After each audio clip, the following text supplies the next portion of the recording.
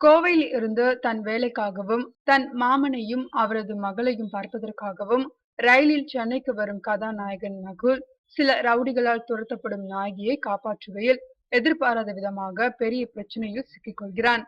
நாரதன் என்ற கதாபாத்திரமாக படத்தில் அறிமுகமாகும் பிரேம்ஜி, விஷ்ணுவின் தாய்மாமன் குடும்பத்திற்குள் புகுந்து பல கலங்கங்களை ஏற்படுத்தி, இறுதியில் நாரதன் கலகம் நன்மையில் முடியும் என்னும் வார்த்தையை நினைவு கூறும் வகையில் அனைத்து பிரச்சனைகளையும் எவ்வாறு தீர்த்து வைக்கிறார் என்பதே நகைச்சுவையுடன் ஆக்ஷன் கலந்து கூறும் படமே நாரதன்.